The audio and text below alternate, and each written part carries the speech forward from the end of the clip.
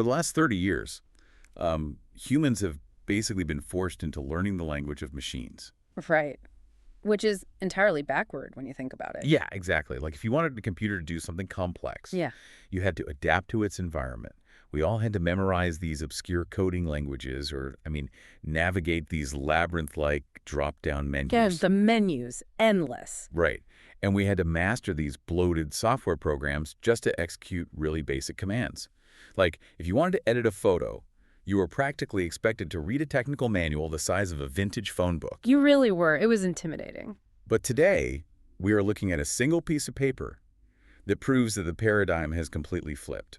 The machines have finally learned to speak human. It is a profound shift in human-computer interaction. And, what is so compelling is how quietly it's happening. We are looking at this incredibly concise, instructional one-page flyer, and it's titled Gemini Photo Magic, a senior's guide to image editing. Yeah, and at first glance, it really is just a basic cheat sheet. Exactly. But when you look at the specific design choices, like the language it uses, the visual cues it prioritizes, it reveals an absolute masterclass in user interface reductionism. It takes this terrifying, abstract concept of a multi-billion-dollar artificial intelligence infrastructure, and it just packages it into something an 80-year-old can use without a second thought. Okay, let's unpack this, because the mission for our deep dive today isn't to teach you, the listener, how to use Google Gemini. Right. You probably already know how to use an AI chatbot. Exactly. Our mission today is to analyze how this remarkably simple, senior-focused guide actually serves as the perfect blueprint for mastering complex tools by just, stripping away the noise. Stripping it right back to the basics. Yeah. By looking at how the designers translated this technology for a non-digital native, we really uncover the absolute core mechanics of how we should all be interacting with AI. So rather than looking at the software itself, we need to look at the psychology of the on-ramp. What's fascinating here is that the flyer immediately addresses the single highest barrier to entry for any new technology. Which is? The friction of initiation, just starting. When any user opens a new interface, especially one powered by a generative neural network, they experience a massive spike in cognitive load. Oh, sure, because you're just staring at all these options. Exactly. The brain is scanning this sea of blank space, text boxes, and icons, trying to figure out the hierarchy of action. Where do I click first? Right. This flyer intercepts that cognitive overload instantly. It completely bypasses any explanation of what the AI is or, how the cloud works. It just anchors the user to a single physical feeling action. Which is just getting the photo into the system. Step one, right? Upload your photo. Yes, the most grounded thing you can do. The guide instructs the user to simply look for the little plus symbol next to the typing box. Clicking that plus sign allows them to pull a photo directly from their computer or their Google Photos album. It's the gateway. Yeah, it's kind of like handing a blank canvas over to an artist, right? It's that necessary, really empowering first step. I love that analogy. You're giving the AI the raw material. Right. But here's the specific design choice that really stands out in the source material. The flyer explicitly suggests placing a visual aid right next to this instruction. It calls for a close-up image of the Gemini typing box, but dominated by this brightly colored circle and a massive arrow pointing directly to that tiny plus icon. Yes, the big bright arrow. Which made me wonder, doesn't everyone know what a plus sign does by now? Why dedicate prime real estate on a one-page guide just to point out a universally understood digital icon? Well, see, you are assuming the perspective of someone who has spent 2 decades absorbing the ambient language of graphic user interfaces. Fair point. For a digital native, a plus sign or a hamburger menu or a gear icon, they're intuitive. We don't even think about them. But for a senior audience, or frankly anyone facing a steep learning curve with a new platform, those icons are just background noise. They just blend in with the rest of the screen. Exactly. By using an explicit visual aid, like that bright circle and the big arrow, the flyer employs a principle related to Hicks' law. Okay, remind me. Hicks' law is... It basically states that the time it takes to make a decision increases with the number and complexity of choices. Right. So the arrow eliminates that decision-making process entirely. It acts like a giant "you are here" star on a mall map. It narrows the user's entire field of vision to a single pixel coordinate on the screen, completely bypassing the paralysis of the blank page. Wow. So it essentially functions as a physical anchor in a digital space. Precisely. Okay, so you are handing the system your raw material. But once that photo is attached, the user hits the next major cognitive hurdle because they've provided the input, but now they actually have to define the operation. And historically, that's where people give up. Totally. Because for decades, defining the operation meant navigating highly technical syntax. If you wanted to, say, remove a fire hydrant from the background of a picture, you had to select a clone stamp tool, adjust the pixel radius to find a source point, and manually paint over the object. All while managing opacity layers and feathering edges? Exactly. It was exhausting. The human was doing all the heavy computational lifting. You were manually manipulating the pixels on an XY axis because the computer had no semantic understanding of what a fire hydrant even was. It only understood color values. Right, which makes the Flyer's approach to this next phase so brilliant, I think, because it moves the user from clicking buttons to using natural language. It's a huge leap. Step 2 titles this section, Write Your Prompt. But it immediately translates that jargon by adding, Tell Gemini what to do. Yes, stripping away the tech speak. And it advises the user to talk to the machine exactly like they would a helpful friend. And the examples it provides are wild when you think about the back-end processing required. They really are. Like, it suggests asking the AI to change the background of this picture to a beautiful beach setting. Or to clean up this photo, specifically noting that Gemini can effortlessly remove distracting background objects. Which used to take an expert an hour to do well. Right. Or simply redraw this picture in a sketch style. Now here's where it gets really interesting. This isn't just giving instructions. This is treating the prompt box as a natural language API. The user types a casual sentence, and that semantic intent is instantly compiled into complex pixel-level manipulation. It's magic. Honestly, if we connect this to the bigger picture, we are looking at the transition from graphical user interfaces, or GUIs, to conversational user interfaces, CUIs. Which is just a massive paradigm shift. Oh, absolutely. Yeah. This is the democratization of professional-grade editing. What required hours of specialized training in Adobe Photoshop a few years ago now requires the exact same communication skill you use to order a coffee. That's crazy to think about. But wait, let me push back a little here. Is it truly as simple as talking to a friend? Doesn't photo editing usually require learning some kind of technical code or, complex menus to get it right? Well, to your earlier point about talking to a friend, there is actually a subtle psychological trick happening there. What? By anthropomorphizing the system, calling it a helpful friend, the Flyer actively lowers the user's defensive filters. When we speak to a machine, we naturally tend to over-formalize our language, right? We try to guess the correct syntax. We sound like robots ourselves. Oh, yeah.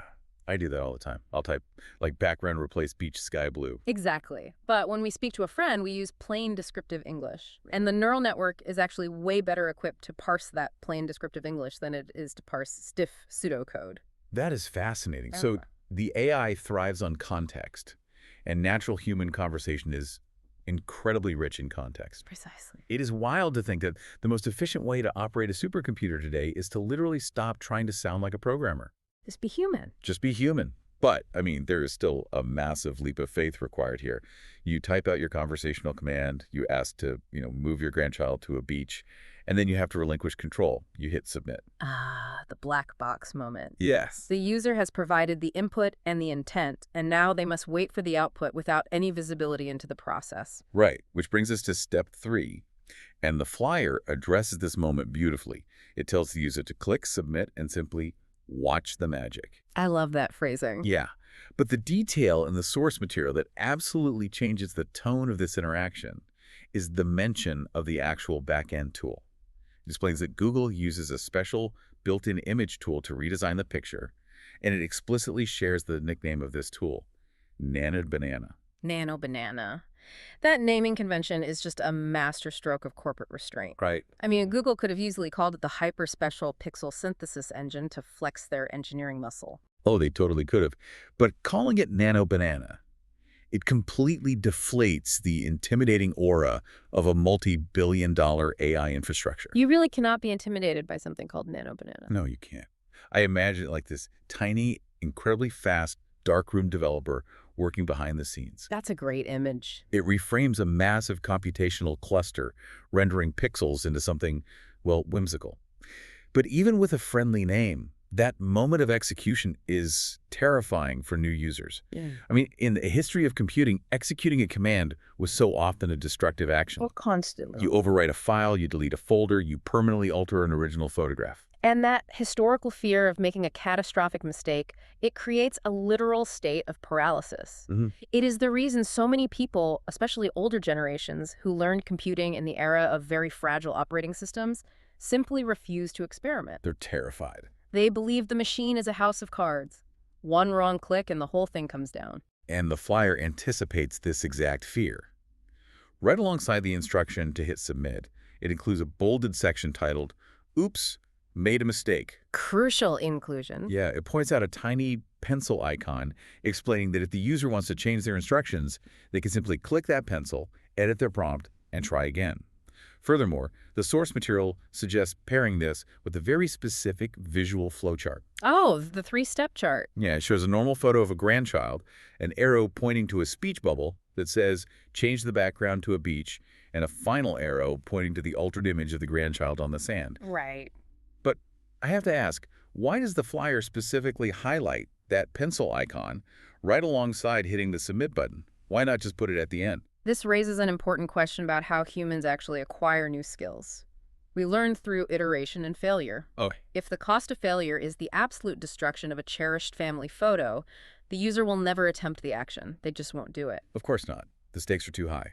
Exactly. So by prioritizing the pencil icon, the edit function right up front, the flyer communicates that the entire AI generation process is fundamentally non-destructive. It guarantees that your original input is safe. Ah, I see. And the visual flowchart reinforces this by showing a clear linear progression that can easily be reversed. It explicitly grants the user permission to play. That makes so much sense. It is moving the user out of a fragile, syntax-heavy environment where one missed keystroke crashes the entire system and dropping them into a sandbox. A very safe sandbox. Yeah, where failure is just a necessary step in creative iteration. If you know the floor is padded, you are far more willing to attempt a jump. That's exactly it. And once that fear is neutralized, the user's natural instinct shifts from self-preservation to a desire to showcase what they've built. The social feedback loop. Yes. The generation of the image is only half the transaction. The value of the tool is fully realized in the distribution of the output. Which is exactly what the flyer leverages in its final step. Step 4. It moves from creation to connection. It simply states, save and share. Keep it simple. It emphasizes that once Gemini presents this brand new, magically altered image, the user can easily save, copy, or share it directly from the interface to send to their family and friends. It bypasses any complicated file directory management. No folders, no desktop saving. Right. It focuses entirely on the social reward. And then the guide concludes with the final section titled, Remember. It offers an assurance that AI is not a threat, but a helpful companion designed to introduce more creativity into everyday life, and leaves the user with one absolute golden rule.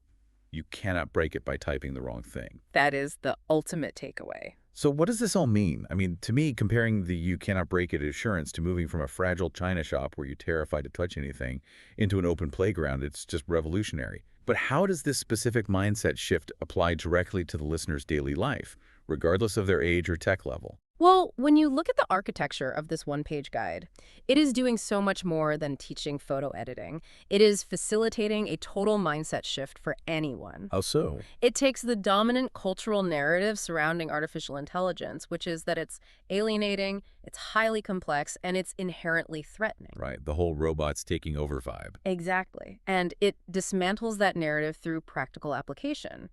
By focusing on the sharing aspect, it frames the AI not as an isolated piece of software, but as a vibrant conduit for human connection. Oh, wow. Think about it. Sending a picture of a grandchild instantly transported to a sketch art beach, it isn't about demonstrating technical prowess.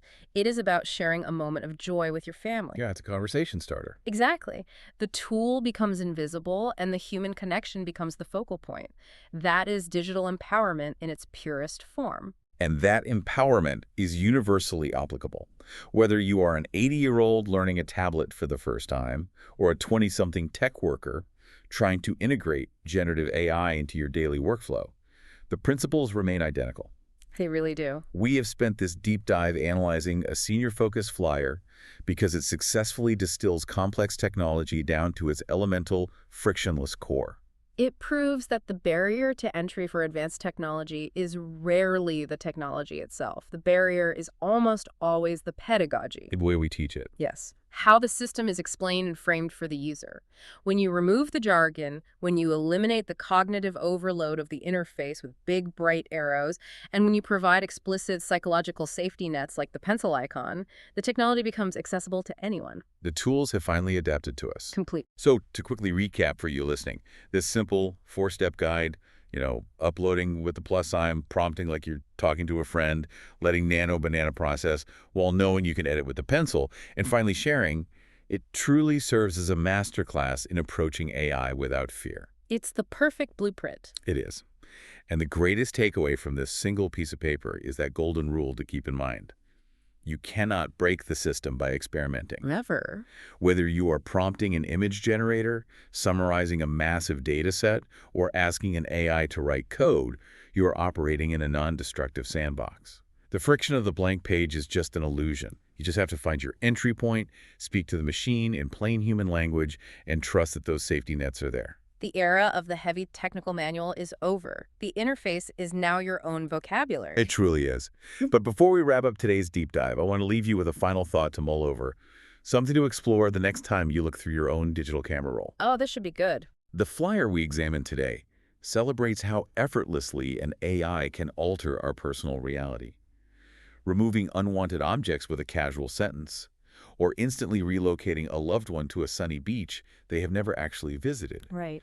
If the friction of manipulating our visual history is now entirely gone, how might this effortless photo magic fundamentally change our very definition of what a real memory is in the future? That's a huge question. When seeing is no longer believing, perhaps the value of a photograph won't be in its accuracy, but entirely in the intention of the person who prompted it.